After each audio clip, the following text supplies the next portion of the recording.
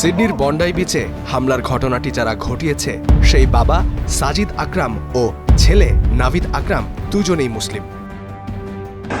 তাদের বন্দুক কেড়ে নিয়ে যিনি মানুষের প্রাণ বাঁচান সেই আহমেদও একজন মুসলিম। বাবা ও ছেলের বন্দুক কেড়ে নিয়েছে নিরপরাধ মানুষের প্রাণ। একই বন্দুক আহমেদ ব্যবহার করেছে মানুষের প্রাণ রক্ষায়। অস্ট্রেলিয়ার মুসলিমদের জন্য সৌভাগ্য যে একজন আহমেদ অন্তত তাদের অনেকগুলো দায় থেকে বাঁচিয়ে দিলেন। কিন্তু এমন এক সময় এই হামলা যখন অস্ট্রেলিয়ার রাজনীতিতে জায়গা করে নিতে শুরু করেছে কট্টর ডানপন্থী ফার রাইটরা, বিশ্বজুড়ে যাদের বর্ণবিদ্বেষের শিকার মুসলিমরা। তাই আহমেদের মানবতার এই শিক্ষা অস্ট্রেলীয় সমাজ আদৌ মনে রাখবে কিনা প্রশ্নটা রয়ে যায়। ভরসা পেতে নিজেকে হতে হয় পাতের মতো দৃঢ়, ঠিক যেমনটা Jerusalem. There is no place for this hate, violence and terrorism in our nation.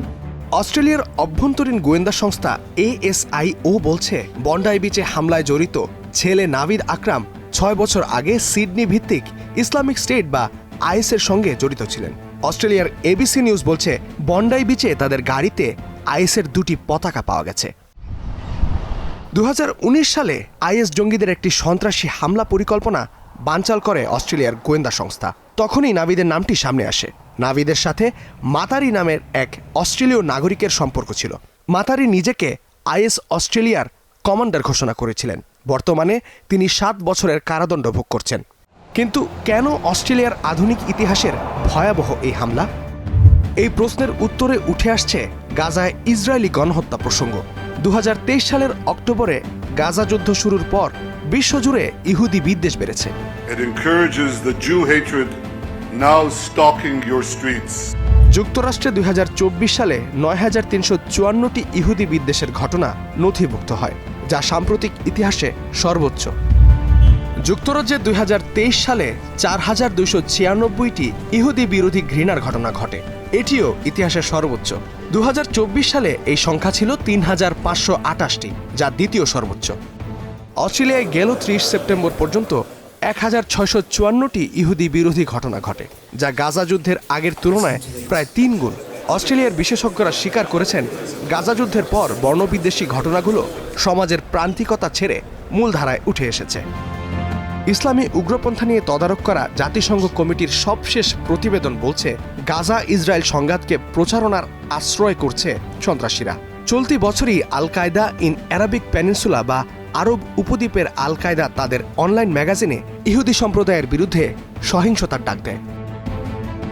তবে এমন হামলার সাথে যে আদতে ধর্মের কোনো সম্পর্ক নেই সেই কথাটিও জোরে সোরেই বলছেন অস্ট্রেলিয়ার মুসলিম সমাজ। অস্ট্রেলিয়ার ন্যাশনাল ইমামস কাউন্সিল এক বিবৃতিতে বন্ডাই বিচে হামলার তীব্র নিন্দা জানিয়েছে। এমন সহিংসতা ও অপরাধীর কোনো স্থান আমাদের সমাজে নেই। দায়ীদের সম্পূর্ণ জবাবদিহির আওতায় এনে আইনের পূর্ণ শক্তি প্রয়োগ করতে হবে। আমাদের হৃদয়, চিন্তা ও প্রার্থনা ভুক্তভোগী ও ক্ষতিগ্রস্ত সকল পরিবারের সঙ্গে রয়েছে। আমরা এই বেদনা, ভয় ও মানসিক যন্ত্রণাকে স্বীকার করি এবং শোকাহত সকলের প্রতি সমর্থন জানাই। অস্ট্রেলিয়ায় ইহুদি জনগোষ্ঠীর সংখ্যাটা ছোট, কিন্তু বৃহত্তর সমাজে তাদের উপস্থিতিটা বড়। 2,77,00,000 মানুষের অস্ট্রেলিয়ায় ইহুদি 1.5 লাখ। এদের প্রায় 1/3 বন্ডাই সহ সিডনির পূর্বাঞ্চলীয় উপশহরগুলোতে বাস করেন।